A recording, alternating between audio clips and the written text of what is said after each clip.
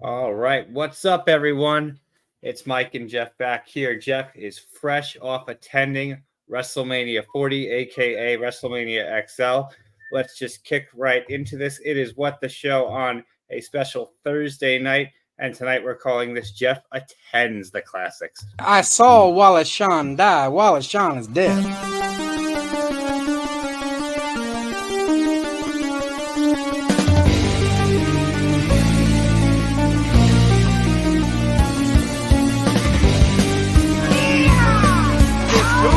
For roping.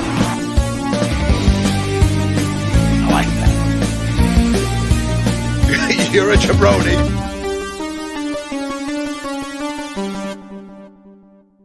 Go ahead. All right. So welcome back. So obviously tonight's going to be a different format than we've done in the past. In the past, I've shown Geoff a match he'd never seen before. We've kind of Tonight, I want to kind of go over, in particular, WrestleMania 40, but the experience of attending such a major event. Now, Geoff has actually attended two PLE events, I guess three technically, if you want to split hairs. But you count both, yeah. Yeah, if you count them both as one event. But and I myself have been to quite a few over the years. Been to two previous WrestleManias myself. Being WrestleMania 10 and WrestleMania 33, which were both extremely different. And I felt I was going to go over this real quick with you, Geoff, before we really dive into yours. WrestleMania 10 was a very, for the most part, stripped down event that was like very heavily focused on the in-ring action. It was in Madison Square Garden. They didn't have a big stage set up. It was primarily just the event itself. They did have some celebrities, but it was a pretty straightforward event in that they focused on the storylines more so than anything. And then I went to WrestleMania 33, which was almost exactly the opposite, which was completely spectacle with no stake. It was, all simple, no stake for the most part. Had the most crazy stage. They made an LED roller coaster on the entrance ramp. And the entrance ramp was probably about 50 yards long. So, it was just an absolute, gluttonous occasion. I think that this event here was somewhere in between those because it did have a lot of focus on what was actually going on in the ring, but it still did have some of the pageantry to it. Yeah, I mean, talk about pageantry. I mean, I was so hyped at the beginning of night 2 when it was Rollins coming out, and of course, it didn't even cross my mind, being in Philly, that he would link up with Mummers for the gaudy outfits that Mummers had. That is so perfectly Seth Rollins. I was thrilled to see that. I loved that. There weren't that many special entrances, I want to say. There were ones where it was just a dramatic lighting on them as they come in, but I don't really count that as special. Necessarily, but the ones that were special were pretty fun to watch, like the Seth Rollins one, of course. Yeah, absolutely. So we'll dive into that again. Geoff and I mentioned this to each other backstage. We're not going to really go over the event, the outcome of the show, because you've all seen that. This is more about what the event itself was like. Now, with one of the things I did find, especially at 33. Interesting was watching as they were showing their vignettes and stuff, them setting up the special entrances, which I think this time wasn't quite as much of a production because they didn't have as many centerpieces and things they had to bring out onto the stage to set but up. It was fun from our end because if you saw the photos that I had posted and the video that I had posted on Twitter or Instagram, and we were on the side enough that we could see people move around stuff. Yeah. So in the main event of night 2, when Jay spears Jimmy off the ramp, they put that mat down during the entrances of right at the beginning of the Io Sky Bailey match. Okay. So I'm looking at that and I'm like patting Paulina. I'm like, they're gonna fight up on the ramp. They're going to go all the way up there. And then they didn't. I was like, no, I must have missed it. No, that wasn't what happened. It was long-term setup. It was just there early. Yeah. So we were paying attention. Paulina was able to Paulina, I had an expectation that like Priest was going to cash in because it felt like it had to happen at that point. It would have been a ridiculous if he didn't. He did. It was an amazing moment. Paulina was the first one out of anyone to recognize that it was about to happen, though, because she's standing there and she's like, because during the first night where we were even closer to the stage on the side where we could see even more like, perpendicular to it, see how the background goes. Paulina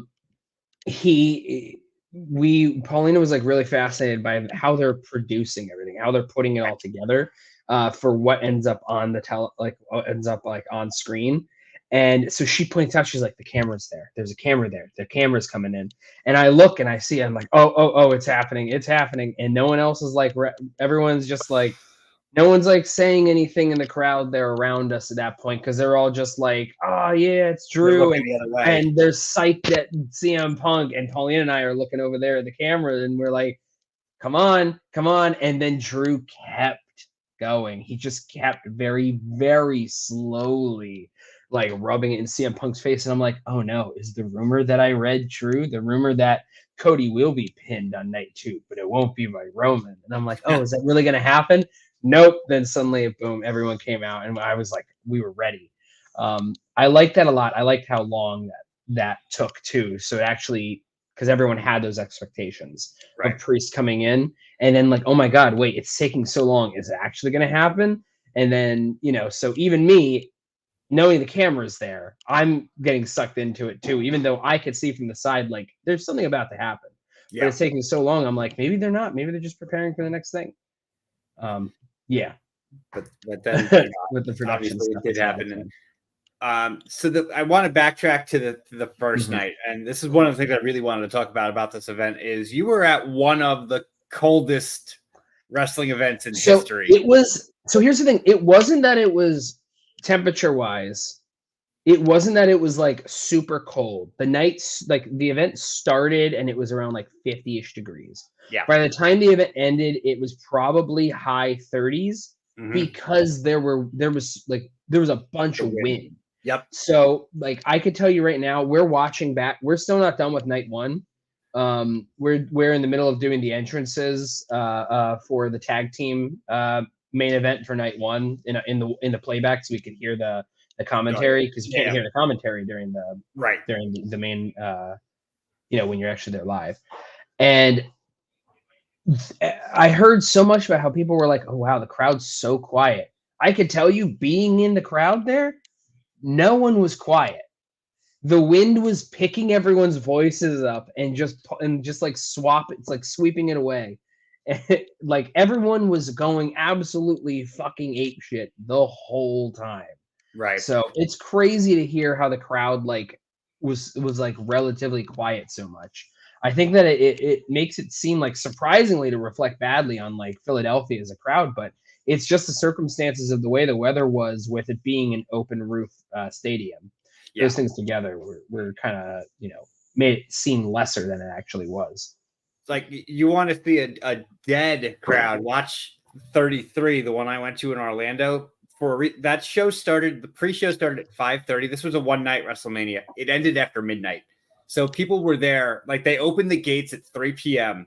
So some people were there for 9 hours straight. So by the time they got to the end of that show, it was, the crowd was dead.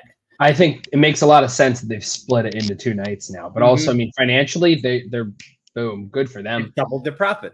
Exactly. But like on top of that too, like you want to talk about dead crowds right now? I mean, just go watch any like the Saudi Arabia matches there. Like those crowds are like, oh, well, they got money over there. They just don't got people that want to cheer. Right, exactly. They can fill the stadium, but they're not selling tickets. Those are all being given to people. Exactly. So yeah, that's definitely a case of that. But I thought that the Philadelphia crowd actually was a lot of fun. I did think like there was a lot of fun interactions. And the thing with the WrestleMania crowd compared to a lot of other ones, it's probably like 60% Philadelphia and 40% people traveling from, people go to every WrestleMania. It's something a lot of people do. So you can't like outright just say this is just on the city. Like if it was a random Monday Night Raw or something, that's on the city. But when Yeah. it's a Mania event, it's going to be primarily the city, but it But also there's a has, lot of other people. Like I heard people that were speaking like just straight up other languages. There were like Mhm. British people there too. There were people coming from like all over. I'm hearing people like as we're there. I think that personally the crowd right around me was more interactive on night 2. A lot of it had to do with I haven't, as I said, I'm not done with night 1 rewatching it. But were there chants that people could hear during night 2 where we're all like really angry with the lights? Yes. And that is a regular occurrence at WrestleMania. I have a friend of mine who's gone every year, I think since 29, and he said it happened at the one in Orlando as well. If they have a light rig, which they have to build, which obviously they do in the outdoor stadiums that don't have the covering, it is a common complaint of people who are sitting in the lower bowl that they put the lights on them. But like you saw the picture and video from like my angle. That's how like we were not like we weren't in the nosebleeds, but we weren't right there in the lower section. We were like mid-tier area. Gotcha. And we were like, what was it? It was row 1. It was section 123 and 121, and like in like the mid row areas of that. So like you'd think that the lights would be coming down more. They were like shining outward. Mm-hmm. So you saw the video, everyone going like, fuck these lights, fuck these lights. The chant at the one that I went to was turn the lights off. We can't see. Yeah. They did that too. There were people like walking up going like Miller Lite, and then people are like, can you go tell them to turn the fucking lights off? You can definitely tell who from Philly was complaining about the lights. Oh, I'm sure. So on the two night deal, what time did you get to the stadium each day? Like how far before the event started? So night 1, I went with Paulina and then a handful of friends. And I gotta say, like I go to amusement parks like Disney or Universal. I've gone to them a handful of times, and there are big crowds there. But like overall, I can't fucking stand like large crowds when it's like conventions and stuff. I won't go to them. I went to a flea market last weekend, and it was like the rows were like this far to like go back and forth between people, and it's just too much for me. So I was amped enough from everything else going on that I was able to make it work with how crazy the lines were and all the people like butting shoulders just to get anywhere in the stadium. Imagine that, but also having to wrangle like 6 other people that are in the same group. I'm so glad night 2 I was only just myself and Paulina. So night 1 there was that. Learned from my mistakes at that point. And we got there, I think we got there because the event started at 7. We got there about 6. So that way we were able to go there, kind of like get ourselves situated. I didn't get merch until later. This is what I got. Okay, very cool. That's very like retro. Yeah. I really like what is it? This is an old WWF logo that they turned into WM. Yeah. Mm-hmm. And I think it's also on the arm with the W. Yeah, that's pretty classy. That's like the 80s logo. Yeah, I really like this one a lot. Like there was 1 or 2 other ones that were more like Eagles color type stuff that I felt would have been awesome to like wear more regularly in the city because it would work better, but they didn't have them available there. And then the ones online were like not the sizes I want, and they're just not restocking them, which sucks because I really wanted this like black, white, and green one. The thing to do, it's a ways off, but I did this with the Orlando one. Mm-hmm. I did not get my Orlando one till Black Friday, but I got my Orlando shirt for $4.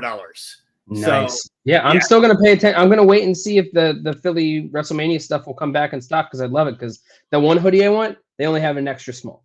Yeah. Other than that, there was a Philly green like zip up that's basically like the Royal Rumble one that I own now too. Mm-hmm. But what else was there? That was the only merch that I ended up getting. I really actually wanted. They had like one where it was like a football jersey, like an Eagles jersey with those colors. Mm-hmm. And it had the big Liberty Bell thing. And I was like, that's awesome. And I come there and it's like the actual material for the Liberty Bell part felt awful. Yeah, oh, God, yeah. It felt terrible. Very cheap. And I'm like, I have no jerseys of anything for any like team in the city because I don't pay attention to sports enough. I care if the Eagles win and the Phillies win because the city around me cares. So Right. I get excited because of the city. But it would have been cool to have that sort of stuff to like be able to wear. But that material in the middle sucked. It was like you know when you get like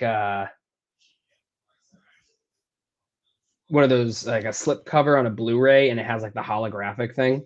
Yep. Mhm. That it's like that, but somehow flatter, so it Flatter. doesn't actually do the holographic, so it feels awful on it because it's still it's like a weird plastic fabric. I didn't like it. Anyways, this is all I got. But the lines to try to get food were insane the whole And I time. saw some of the food prices, people posting those online. I remember at the Rumble, like the two of us got a round of drinks. The two of us we got one drink each, and then that cost like $55 or something like that. It was something crazy like that. Yeah. It was. I mean, they know that we're gonna pay for it. Yeah. Like Then there you you saw go. the two of us walk up and thought jackpot. Yeah. I mean, also because I think that we said doubles with our drinks. We did, yes. That's why we got doubles. Yeah, so I went back. This is the Royal Rumble story, but I went back because it was we met up by where my seat were in the concourse, and there wasn't a long line at the one beer. It was like a full liquor stand. It wasn't just a beer stand. And I went back after the women's Rumble. I went to the bathroom and I went back, and she's like, "You ready for your next double?" She saw me. Nice. Did you get a double? I did. So after that, I found out that like right behind where our section was, there was like a spot where it's one of those like Bud Light things where you could just like go and get or there was like a little bar area. So I had gotten like a couple of drinks from there at a time that I drank. I think I had like 4 drinks over the course of the whole event. We actually had a guy coming up and down because we were sitting on the aisle where our seats were, and we were in the first row of the seats. And there was a guy that every time he came back, he'd stop. I was like, "Yep, I got you." The night one, I went and I had gotten when we first got there, I got in line for a drink at least early with my friend Nick. And so I got a bottle of water and I got a cocktail. And when I left with that, like they poured the drink in a cup, of course, and then the bottle of water, they took the cap off of it and gave me the bottle of water without the cap. I go and I sit down and I look around. Everyone else in my whole section, they're allowed to keep the caps on their water bottles. Just me. Well, you're not trustworthy. I know. Although even better though was the second night, because like my sections were, if I said 123 and 121, so like they're basically the same. I was able to familiarize myself night one to know how to navigate for night two. Right. So night one, all I got were Chickies and Pete's fries when I was there because they're awesome. Night two, I got the fries, but I also got a whole ass cheesesteak, and it was very mediocre. It's stadium food. They didn't even melt the cheese on it. It was like it was lukewarm at best. But I'm glad that night one I was able to like figure out, all right, cool. My best thing to do is as soon as a match is done, and if it's like an intro that I don't care about as much, I know I'm going to be able to like when I cash on the rewatch. So I would go and I would just use during those intro times to like get in line because I'm close enough there that I can hop the line. It was to bring back a Deacon classic quote, it was aggressively fine. It was barely even fine. It did the job that Chickies and Pete's crab fries finished. Nice. But the energy was it was definitely like as loud as everyone I think was with night one. I do think night two was more energetic for the crowd, especially since the night started much warmer too than night one. So the thing with night two, like not saying that night one didn't have anything of note happen, because there were noteworthy things, but with the exception of Sami Zayn winning, when people look back at this retrospectively, most of the things people are going to really remember were from night two. Yes, I agree with that. I mean, one thing people will definitely remember from night one is that it was the last title defense for Rhea Ripley. Yeah. Before that freak accident that happened this last Monday, or I guess the Monday after Mania. which that sucks.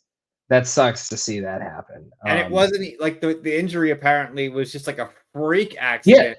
It's just she got kicked at her shoulder, just the way her shoulder hit the wall. How she fell, yeah. It was crazy. A freak accident. It sucks. I literally was joking. My father texted me when it happened, and we were like, I went to the Royal Rumble and she didn't perform there, and I'm going to Raw in about 6 weeks, and I'm not going to see her there either. I'm like, I'm just not supposed to see Rhea. No, the crowd fucking loved her. Oh yeah, and of course. I mean, I gotta say, dude, the live performance for Motionless in White? Motionless in White, yeah. They were so good. I don't really even like them, but I thought they were fantastic. I don't like that kind of music much. I don't. Yeah. It's just not my thing. They were great because I think it's because I've heard it so many times, and then to see them actually like play, that was awesome. And the vibe, it's just the vibe of her with with their look and their music. It was a perfect fit. It's one of the better overall WrestleMania live. There's a lot of WrestleMania live performances. More times than not, you get more of the Lil Wayne side where they're not so great. Oh man. Oh god. Okay. So last Saturday, I went to a friend's place and we hung out for a while before going out to a bar. And we we're talking. I mentioned and talking to him a little bit about WrestleMania. He's not into WWE, but I mentioned to him like, so this thing happened. I asked him if he liked Lil Wayne. He's okay. And I said, well, guess what? They introduced Lil Wayne as the greatest rapper of all time. And then when he came out, he was like, it was like the worst thing I've ever heard. Yeah, it was terrible. He starts going, and everyone around is just like, is there a sound issue? we're all baffled. So WrestleMania 33, they had a Pitbull performance, which I just got up and went and got beer. I was just like, nope. Are you kidding? I would stay there the whole time because I would listen to that. I honestly, I don't know if it would be ironically. It'd be like a cat situation. At some point, It's no longer ironic, is it? I mean, come on, dude. He's Mr. Worldwide. Yeah. I did. So WrestleMania 10, Little Richard sang "America the Beautiful." So that was kind of, seeing an icon. That was kind of cool. Pretty certain it was pre-recorded based on the way he sang it and how it came off in the crowd, but.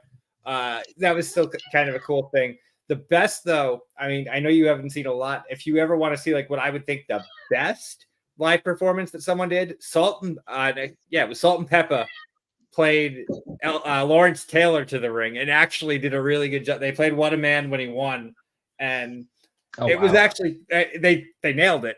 I mean, they've had a lot of rock bands and stuff. Motorhead performed twice, and both times Lemmy just did not give a shit and didn't even bother singing the right lyrics, which is kind of hilarious. Like, I know that Bailey really wanted to try to get Paramore, but the scheduling just couldn't work. So it just didn't work out. So that's why she had an odd Cleopatra entrance. Yeah. I don't really get that. Yeah, her entrance, and she was like, she broke character when she was getting carried out too. If when you watch the broadcast, like she broke. So that's funny. I love watching when like people break character. Like, oh yeah, absolutely.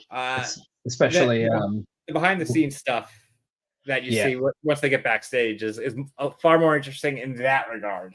Oh yeah, like first, it's so funny like seeing like The Rock be like, I am The Rock, and then he'll just frequently break character in person, like on camera to stuff, like at WWE World, where he takes a question from a kid, and the kid's like, why are you trying to get the title? Cody's the one that won the Royal Rumble, right? And then he completely broke and laughed.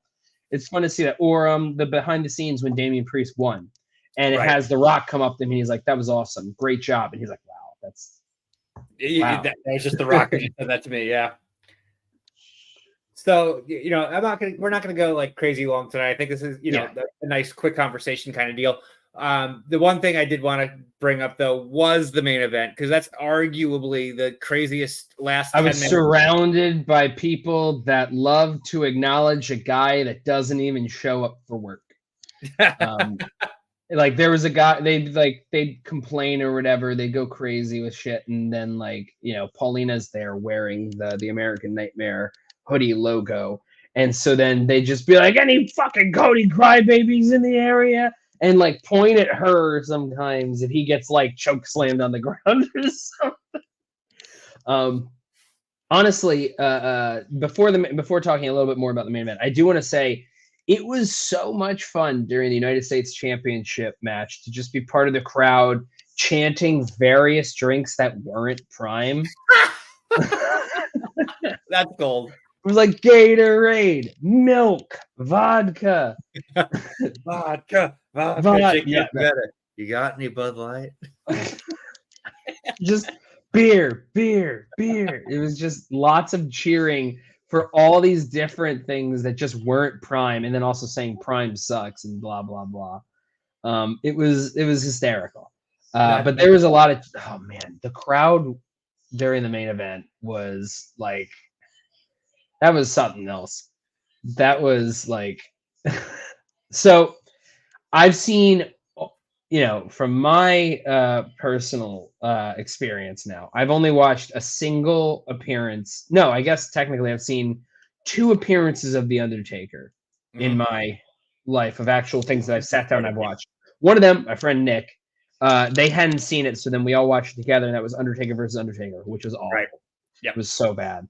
I kept being told, like, don't worry, there are better things with The Undertaker than this. I'm like, I've heard. And then the other one was just his appearance when he came on, on NXT or something, like a few months ago or something, and then they put him on there as a way to like advertise, like to compete with AEW being the same way or something. Right. They wanted to be this was like my first like real time getting to like see the crowd react, like a real crowd react for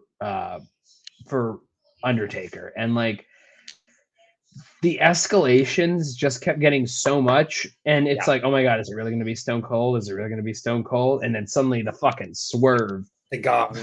I mean, if the glass crashed and Austin came out like on the buggy or something like that, it probably would have been louder, I think. It would have been louder. Yeah, but if you weren't going to get Austin, which obviously they didn't, that was the next best thing. I think it makes the most sense. I think it makes more sense to me because every single person, even though technically it was a clean match and there's no real, other connection to them, like story-wise, Undertaker, Roman's the only other person that beat Undertaker at WrestleMania, I believe.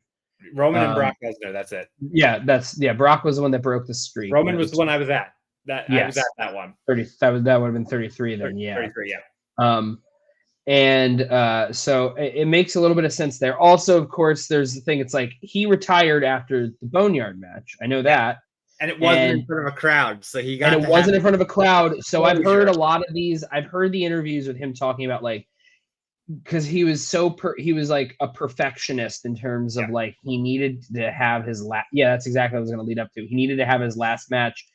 Really, he wanted it to be this one match, and it was not going to be that one. So it was going to be the next one. It wasn't going to be that one. So you gotta watch The Last Ride on Peacock because literally that's what the whole series is about. That's literally what the whole thing is about. And so he got that last match, but I'm so glad also from like, historically speaking for WWE, but also just like his impact and like what he gets out of this, that he was able to get this amazing closure with, as now I'm not saying this is someone else that said it. I just think it's a great way to put it, that the only person that could take out the final boss of WWE was the final boss of WrestleMania. Yep. That's a great statement. Yeah. Absolutely great statement. I think that it works so well. And also just like, man, seeing like the reaction videos of people too, but the reactions in the stadium were deafening. Yeah. It was as soon as the gong hit. Yeah, you could hear it when the gong hit. When the gong hit, everyone, you could feel the vibrations in the air.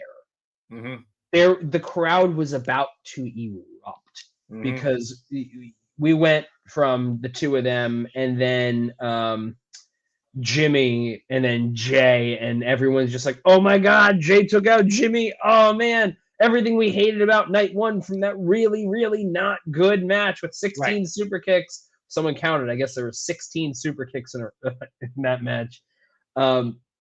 Suddenly they're all hyped again of Jay versus Jimmy. And then after that comes Solo. Yeah, it was Solo next. Solo, Cena. And everyone's just like, the funniest thing was the guy right next to us We're just like, I mean, like they just keep going. This just keeps dragging. Like where's Solo? Like I don't know what's going on. This guy just goes like, cue Solo, and then suddenly Solo comes out, and he goes, and the guy's holding a big ass one, like finger one that he had like carved out of a cardboard. He goes, yeah, he went fucking nuts at that. That's fantastic. John Cena coming out. Paulina was extra excited with when John Cena came out because we got to see him live. And then, oh man, the crowd vibrating to John Cena and The Rock doing the same head movement. Yeah. From WrestleMania 30. Was it 30? 29 and 28 and 29. 28 and 29. Yeah, it was 2013. I'm thinking of. So that would have been 29 that I'm thinking of. Yeah. And man, and then The Rock doing that. Seth. So here's the thing with Seth Rollins one. All right, when the Shield music comes on and everyone's like, fucking Mox? Is it Dean? Oh my God, is he coming out to the Shield music again? Oh no! And then because suddenly lights start brightening right next to me. I'm on the aisle to there, and suddenly lights are getting a little lighter right next to us. I guess it's one of the area's spotlights, and suddenly we're all like looking up, like they're coming through the crowd. They're coming through the crowd, and suddenly I hear a scream, and I turn, and it's just fucking Superman punching him right into the ground. Wow. I nearly missed it. That was exciting. And then of course the Undertaker thing is just like, it gets me so fucking hyped. Yeah, so like, you know, to kind of wrap this up, like, you know, I actually had to watch it a couple days later. I was at a wedding that weekend, so I did not watch it live. I saw all the results on Twitter and everything. There was nothing when I watched it that I did not know. So there were some parts, I will openly admit, there were times that I kind of zoned out, and like during the Final Testament match, I was like, whatever, you know. That match was fine. Like I saw, you know, it was fine. That was like a solid B match. It could have been like a much more, it could have been like a much more gritty, I guess, straight fight. But it was a fun one. It didn't overstay itself, and it did what it needed to do to just kind of move them off at that point. So I wish that it was a little better, but it wasn't bad. The event as a whole, the Uso match is the only one that was like, end this already. The Uso one was fine. Yeah, the Uso one should have been great. Everyone keeps being like, Jimmy's not a singles guy, he's a teams guy, and Jay, he's also not that great because he's a better teams guy. I'm like, I don't believe that that's like a real argument I think that people can make, because if you're a teams guy, then it's because you're still good at fighting. It just means that maybe maybe you can't go longer stretches. This match wasn't a very long match, of course. The vast majority of the superstars they had, at least at some point in the beginning of their career, was used as Cody was used as a tag guy for a long time. Yeah, Cody started as singles, he went into tag. Roman was exclusively tag for the Roman didn't go solo for a long time when he got called up. You take a look, Shawn Michaels, Bret Hart, they were both tag for a long time. These people are tag people. I understand that for sure. Jay's branching out. I think Jimmy's got it. That was just a bad match. It was weird. It was like they were very much story forward on that one. And I think that it was to the detriment of the actual quality of a match. Unfortunately. But in the grand scheme of things, I think WrestleMania 40 is going to be considered in the, towards the top. 17 really is still considered probably the gold standard. Sure. I don't know if it quite hit the 17 level, but it's up there. I'm going to say that 40 is going to be considered a top 5, if not top 3. It was awesome. In terms of the combination of the in-ring product and the storytelling. The storytelling was huge, hugely important in most of these things. Like, man, AJ and LA Knight just having like a really great, solid grudge match. It was a grudge match. Exactly. Awesome. It was an awesome grudge match. That was the one where all the video of like the fuck these lights stuff online. It was during the AJ Styles LA Knight match. One thing from what was it that I was gonna say? During night one, you know how we can't hear commentary? when it's the tag team main event, and suddenly I'm like, man, they're all out of the ring a really long time, and we're like, and I think we were wondering out loud, like, are they not counting them out or something? You didn't hear And what The and Rock then said. I'm like, and then in my mind, I'm like, oh, they've all been out of the ring, and they need to have a winner for this thing, so they're probably not counting them out because everyone's been out of the ring, and they're not going to do no DQ with this. Maybe, I don't know. I didn't realize, and because I haven't watched the main event, I haven't even seen how the clip really goes with it, that it's that The Rock just was threatening the ref's job if the ref did their job. Yeah. Hysterical. That's so funny in retrospect. To just be like, what the fuck's going on? And why is there just cheating? Is this a no disqualification and no one told us? There's a reason that The Rock is revered as he is, especially for his heel work. And man. it's not any. It's no coincidence he got as popular as he did in WWE, and then subsequently, in his Hollywood career, he's a better heel than he is a face. I hated Rock as a face. When Rock was a face, I was so adamantly against him, but when he was a heel, I loved him. He's been such a good heel with all of this. The way that he came out with that incredible fiery opening, with my friend and I will just now, like when we're hanging or something, we'll just be like, final boss. Yep. Engaged.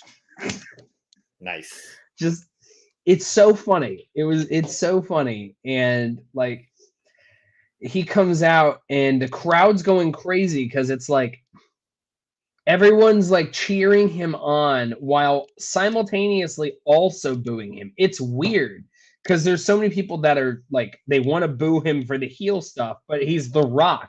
Right. It's very similar in my mind. The way that the crowd was responding, at least around me, was funny enough to when you showed me the Rock Hogan match. Yes. Where everyone was supposed to be booing Hogan because he was a heel, but everyone's like, but it's Hogan. We want to cheer. To see Hogan, yeah.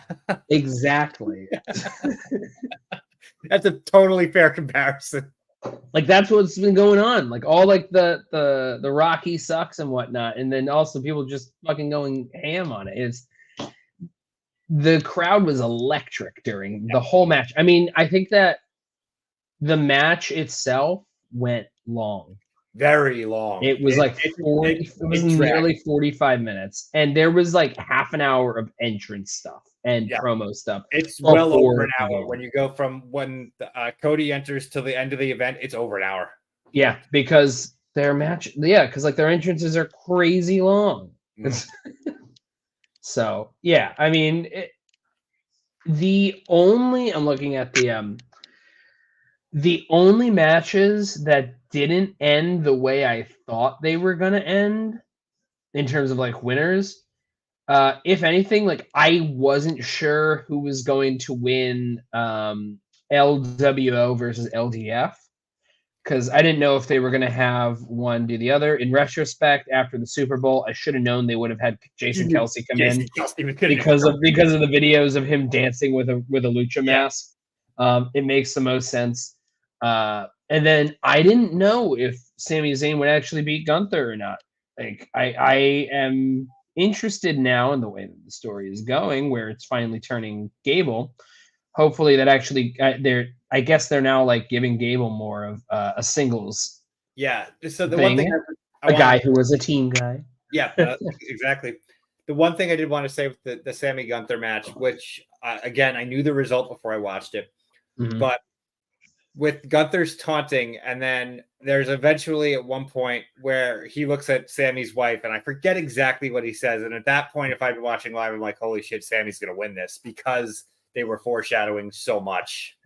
I think that was the moment that I also felt that he was going to win. Like going into it, I didn't know if Sammy was really going to win. I thought they were going to try and do the underdog thing, but they wanted to keep Gunther or something until he could be taken down elsewhere by Gable, maybe, or something like that, and they could turn Sammy, maybe. But that's not what happened, obviously.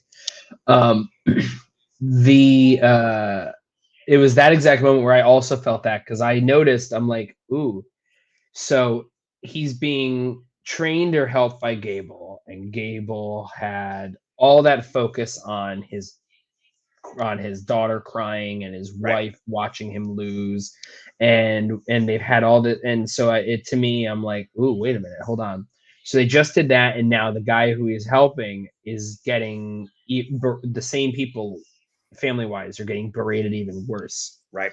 So that I found to be like, oh, it might actually really happen. And I still wasn't 100%, but it was like, oh wow, tides might turn. Crowd was like that was a floored. loud pop. That was a really loud pop. That was a huge, because everyone really does love Sammy, but we Yeah. also were like, is this really the way that we wanted to go? But everyone just fucking loves Sammy, so it's like, how mad can you be about it? Exactly. I personally, I still have a problem with it. Him chasing after Intercontinental, if only because, just like a month or two prior, he was all about like, I can be a world contender, Right. and then he's like, nah, I guess I'm a mid card contender. People are like, yeah, but Gunther, he really legitimized it, and I'm like, yeah, he really legitimized the belt that's still a mid card belt. Yeah, well, that's true. So I'm interested to see where that goes. But the crowd itself was, I keep going back to it. I keep saying the same thing, but like, it's hard to really describe it without just saying the same stuff over. Yeah, and that's what it is. Mm-hmm. When you go to an event of that magnitude, like even the Royal Rumble, which was not nearly as hot of a crowd, also a much terrible stage setup, and the Rumble setup compared to the Mania setup is night and day. It was a bizarre stage set. I mean, like I had a great aerial view of everything, but it was still odd setup in the baseball stadium. I think that the baseball stadium is an odd sort of. It's a weird place to put it because it's not a shape that's meant to hold a wrestling event. In football, at least you can kind of center it and everybody still has the right view, whereas baseball, well, this is a weird diamond shape that's you're not going to get everybody getting as good of a view. And also they didn't have the big video wall the same way they had the oval wall, which was not, if you weren't at the right angle you couldn't see it right. Speaking of great angles, another thing that I saw as it was happening, special entrances, I consider a special entrance, and that was Kevin Owens with the golf cart. That was hilarious. And then going down and then just being like, fuck it, I'm going to also go and just bring Randy. Randy with me. And that match was just so much fun. That was everyone had such a ball watching that one. That was one of the most enjoyable matches, I think, just in terms of hysterical. I do have one quick theory. We'll get wrapping up in a minute, but I do have a quick theory now. After everything we've learned now, why it wasn't LA Knight. I think as part of the Prime contract, LA Knight that Logan Paul said we're going to give you a WrestleMania win, so don't put Knight in it, and they put Randy in KO because they got to build him soon. So that's this coming Friday at the time of this recording. Tomorrow, April 19th, they're going to have AJ Styles versus LA Knight, and whoever wins faces Cody at Backlash France. It's going to be AJ Styles, I think. Yeah. I think what they're going to do is they're going to have AJ Styles go. He's going to then lose at Backlash. And then that way, LA Knight and AJ Styles are 1-1. And then they'll have the feud end with a final thing where LA Knight will win, and it'll put him over, sort of in the same vein as they probably do with a lot of people, like what Cody did last year with Brock Lesnar. They have a guy who's one of the greatest ones that they have that's still on the roster help put other people over. Right. And that's what AJ's role is going to be probably until. I mean, AJ said recently, he's like, I don't know how much longer I can go before my body wants to betray me. And that's so funny considering when he came back from injury, he was more ripped than he's probably ever been in his life. Right. Same thing with Randy Orton. But Randy Orton's also I got my neck fused and now I can do things that I've never been able to do before. But notice how Randy Orton is primarily doing multi-person matches, so he doesn't have to. I noticed that too. Yeah. Yep. So that's been definitely something I noticed. Well, let's kind of put a bow on everything here. So WrestleMania XL definitely. Anytime they do a WrestleMania that ends in a 0, they usually try to do the great big happy ending. It's ended in an L. Yep. It's ended in an L. Yep. Not a 0. Yeah, true. But all of them, all 4 of them have had the mega happy ending with the ultimate underdog becoming the champion. But I guess Cody's not necessarily the ultimate underdog, but the guy who had to fight his way up in all 4 cases. It's an underdog thing where it is. He's not the ultimate underdog, I guess, but he is they position him as like, and of all the cities to do an underdog story too. Right, it's Rocky. And they had a Rocky story essentially. They had an underdog story each night because they also had like Sammy the night before. Right. I'm glad that they were able to like tailor Philly like themes into it and make it work too. That's kind of crazy how that kind of works so well for something that was so specifically like Cody bloodline booking. Right. Well, so we'll wrap it up right there. Geoff, as always, it's been fun. We're definitely going to have to do another watch along in the very near future. We'll try to pencil one of those in maybe within the next couple weeks. Maybe I'll put up a Twitter poll or something, see what people want to see. You know, I have some ideas in mind, but I'll see if we have some requests or anything like that. Anybody who is in the chat, if you have ideas of what you want Geoff to watch for the first time, just let us know and we'll make it happen. And Geoff, you got anything else you got to plug? No.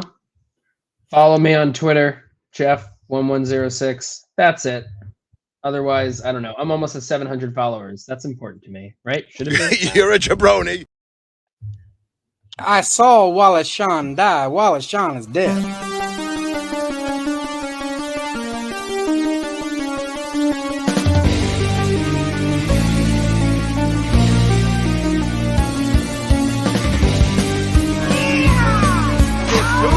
For roping. I like that. You're a jabroni.